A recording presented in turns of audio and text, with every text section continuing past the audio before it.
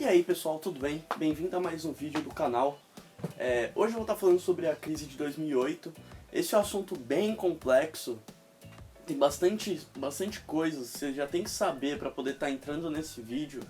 Então, tudo que você precisar eu for falando durante o vídeo, eu vou colocando aqui do lado o vídeo que te direciona para você entender o que é. Bom, eu estudei para esse vídeo a partir de um livro em inglês, então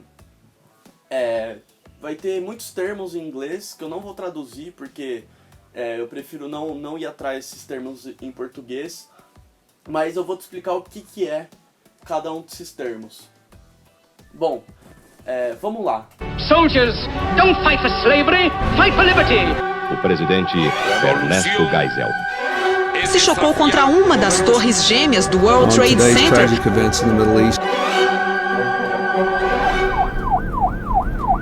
Vamos falar primeiro de como eram os bancos, né?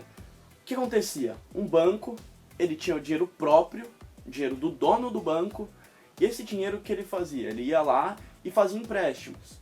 Como eu já disse no meu vídeo sobre especulação financeira, vou deixar aqui, ele não tem interesse em deixar o dinheiro parado.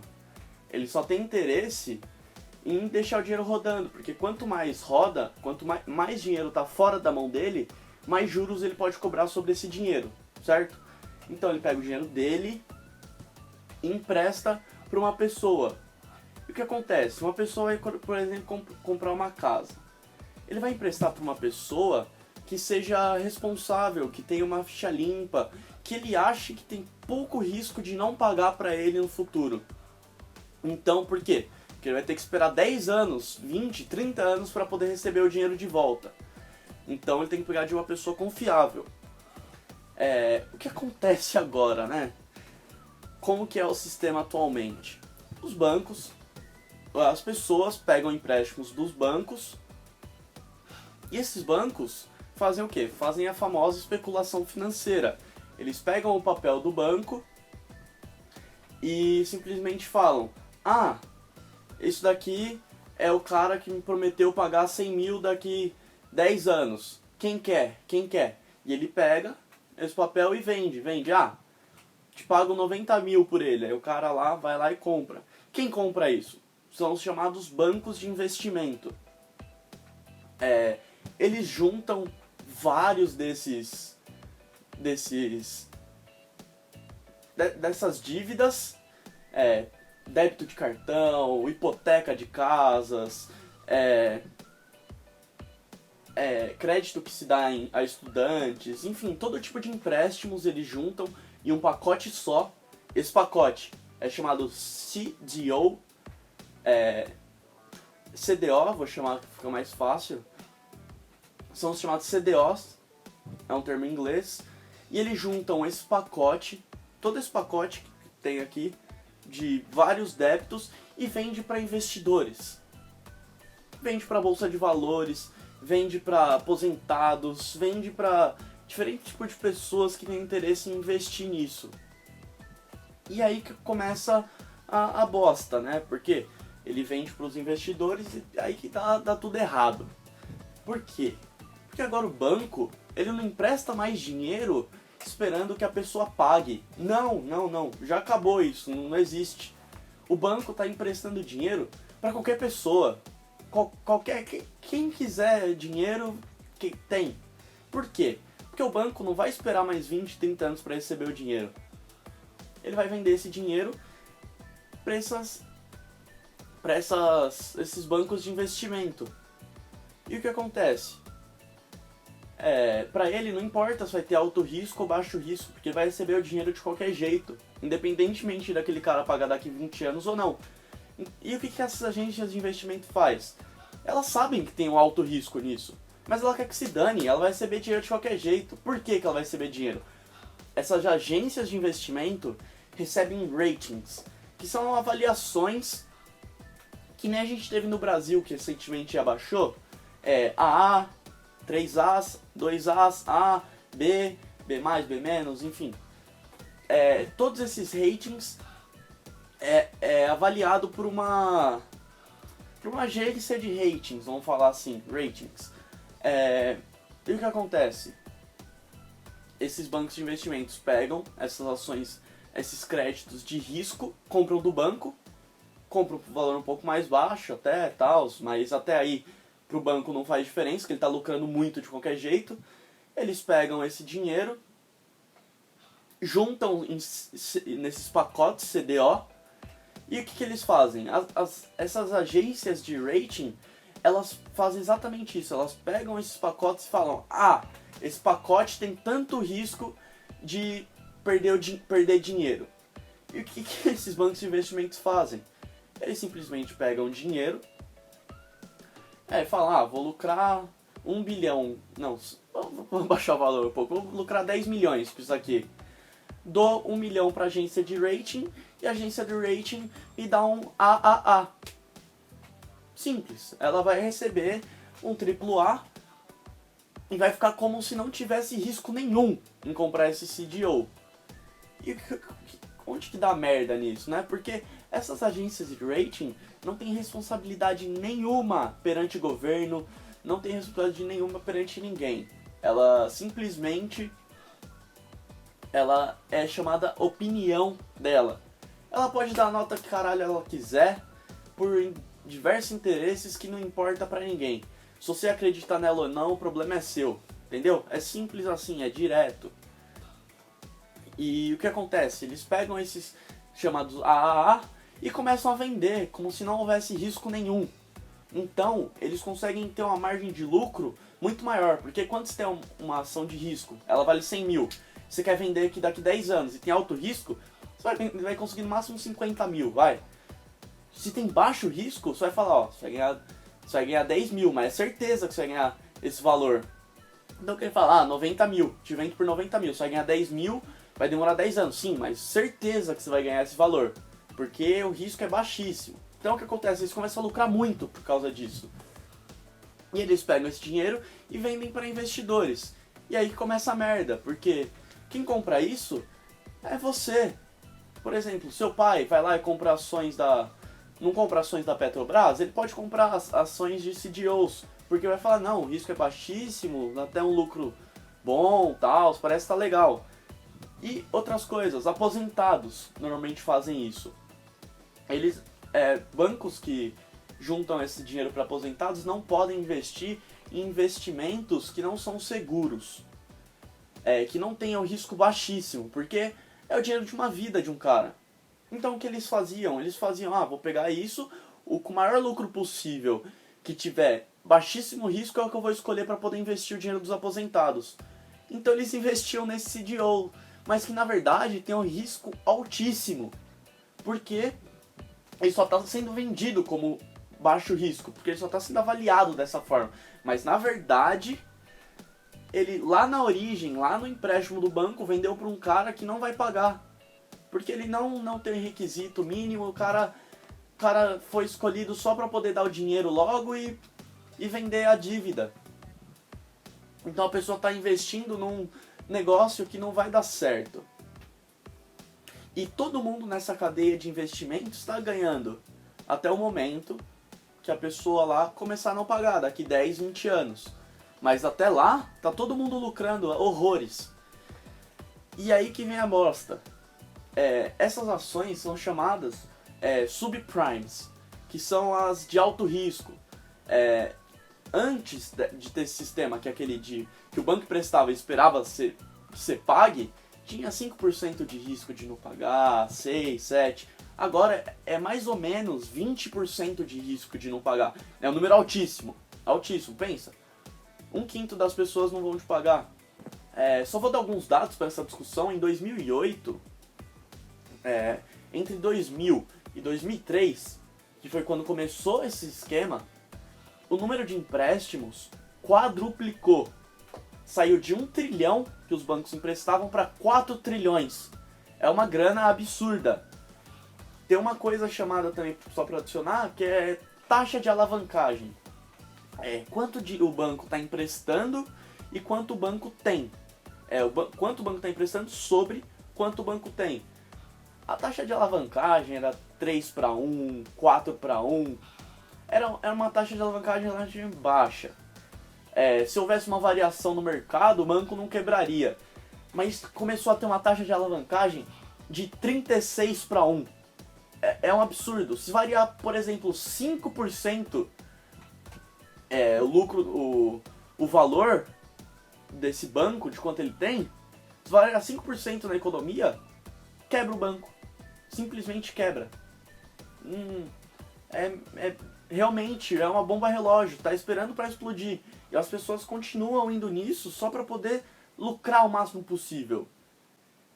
Só para você saber, esses CDOs, eles ganhavam AAA, mas o empréstimo inicial lá do banco tinha um rating baixo. Então, esse subprime era classificado como subprime. E depois, quando era juntado em grupo de um monte de subprime, era classificado como sem risco. Isso que é louco, que a gente pode ver nessas agências de rating. É incrível como funciona esse sistema. Não faz sentido nenhum. E o que aconteceu? Aumenta os empréstimos, tem mais empréstimos, então tem mais pessoas comprando casas. E a área imobiliária, claro, se tem muita pessoa procurando por casa, os imóveis vão ficar mais caros. Então o que aconteceu? Aqueceu todo o mercado de casas, por isso que deu esse enorme problema em 2008. Aqueceu o mercado das casas porque tinha muita pessoa correndo atrás de casa porque o empréstimo estava fácil de conseguir com o banco. Então o que aconteceu? O mercado quase dobrou de tamanho. Os chamados empréstimos subprimes, que eu tô falando pra vocês, que são os de alto risco, os bancos passaram de deixar de emprestar de 13 milhões para 600 milhões. E por que eles faziam esse empréstimo subprime? Primeiro porque eles não queriam dinheiro rodando, mas porque eles podem cobrar mais juros sobre essa pessoa que tem o risco alto. Porque você já está esperando que ela não pague. Isso começou a aumentar o mercado de devedores porque as pessoas começavam a se acumular mais em dívidas. Quanto mais juros você cobra sobre essas pessoas, menos elas vão conseguir pagar. Elas já não conseguem pagar normalmente. Quanto mais tiver um juros alto. É só uma bomba relógio esperando para explodir todo esse mercado. Mas o que aconteceu? Sempre tem uma tentativa de se escapar disso. Apareceu uma coisa chamada CDS, que é basicamente a pessoa que vendia o CDO fazia um seguro, as pessoas que compravam podiam fazer um seguro sobre os CDOs. Ou seja, como assim? Que loucura é essa? Essa agência, essa seguradora, o que ela faz?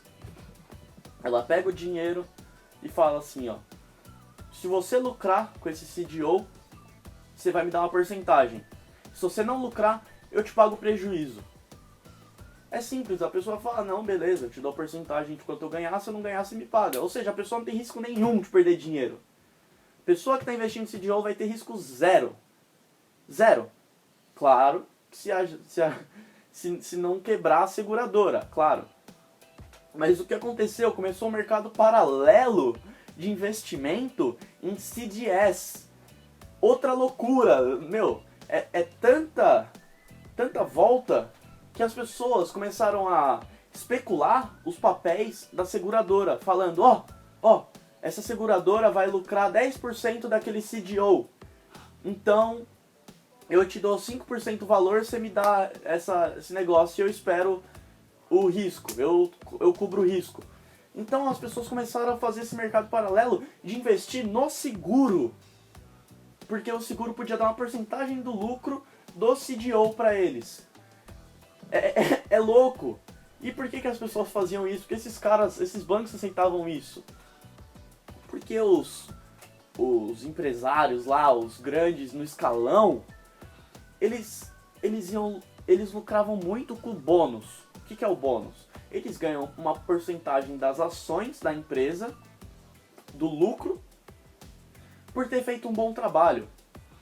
Esses grandes empresários que estão lá no topo, eles ganham o bônus. Ou seja, se você tiver lucro nesse trimestre, é o que importa. Você quer que se foda se daqui a um tempo não vai dar nada, se vai foder tudo, você tá ganhando dinheiro pra caralho agora. Teve empresários, só pra você ter o tamanho da proporção.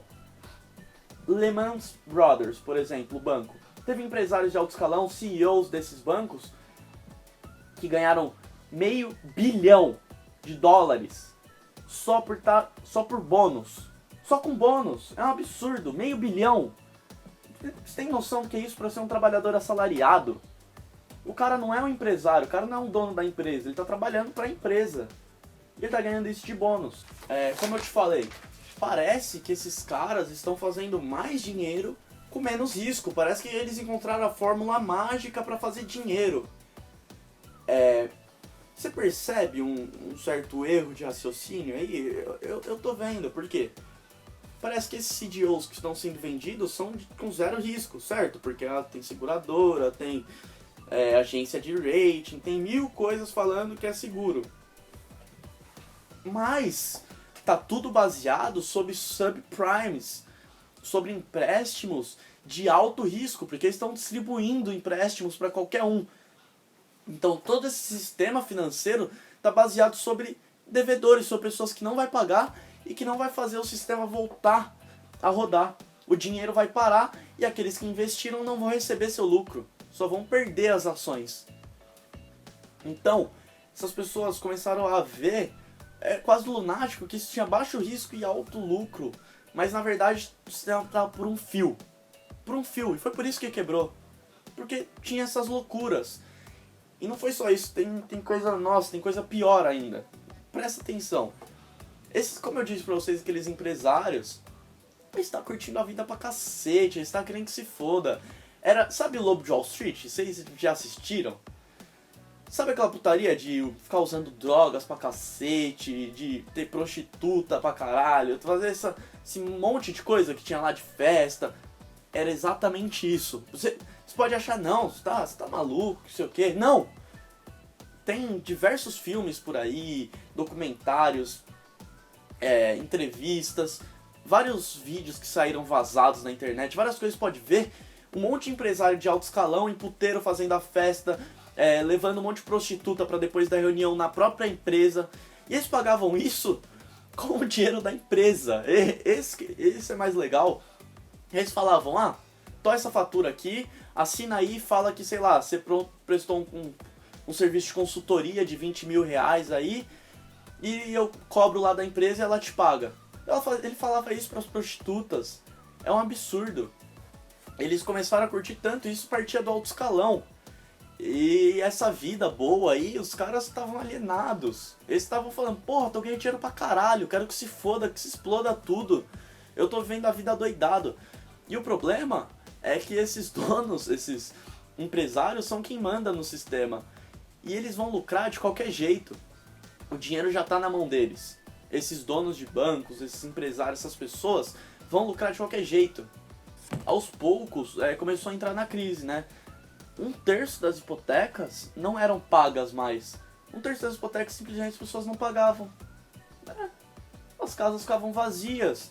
E os bancos de investimentos começaram a ter bilhões de dólares em casas, carro, débito de cartão, coisas que eles não conseguiriam vender de jeito nenhum. Porque quem vai comprar? Está todo mundo querendo vender.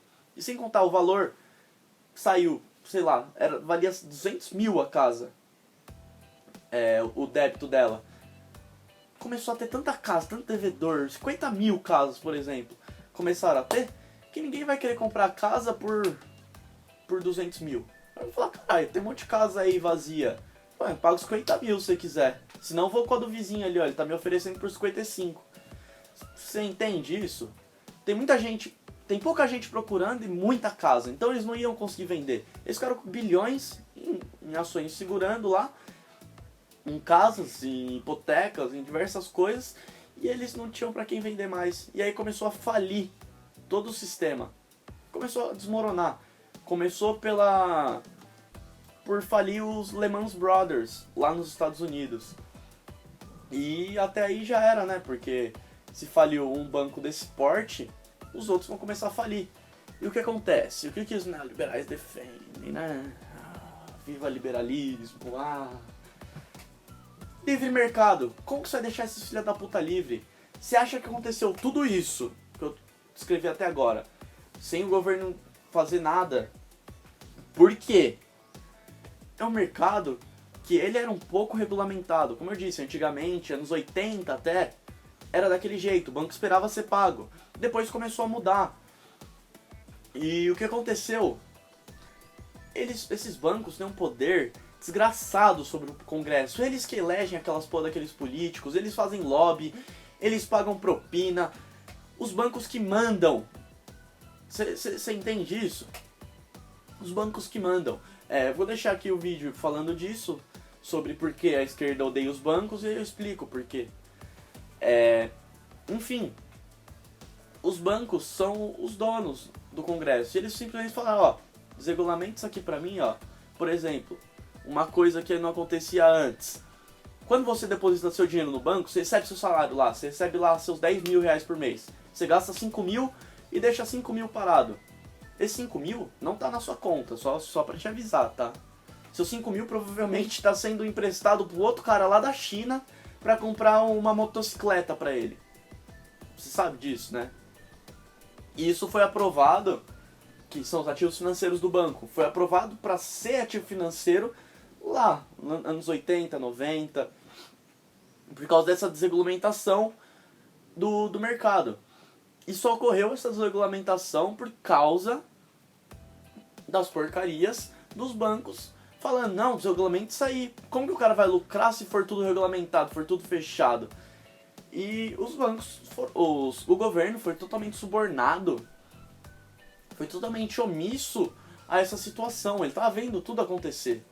E falou, não, deixa, não, vamos lá. O Obama falou que ia mudar isso, mas só contratou caras que já continua desregulamentado o mercado. Mesmo com o Obama, ele falou que ia mudar isso, que não sei o que, e continua a mesma bosta. Os mesmos caras que eram CEOs dos grandes bancos, que fuderam todo o sistema, agora são da administração do Obama. Eles são ministros lá, puta que pariu. E o que acontece? Como que o governo fez pra salvar essas porra? Primeiro pacote, primeiro da crise de 28, que o governo investiu para poder salvar o sistema capitalista, nos Estados Unidos, foi de 900 bilhões. 900 bilhões. E o primeiro pacote lá na Europa foi de 1 bilhão. Ou 1 trilhão, 1 trilhão. Governo dos Estados Unidos, segundo pacote de investimentos, 1 trilhão. Europa, 1 trilhão de novo. Meu, foram jogados 4 trilhões no mercado para poder salvar essas porra desses bancos. Porque eles são um bando de filha da puta.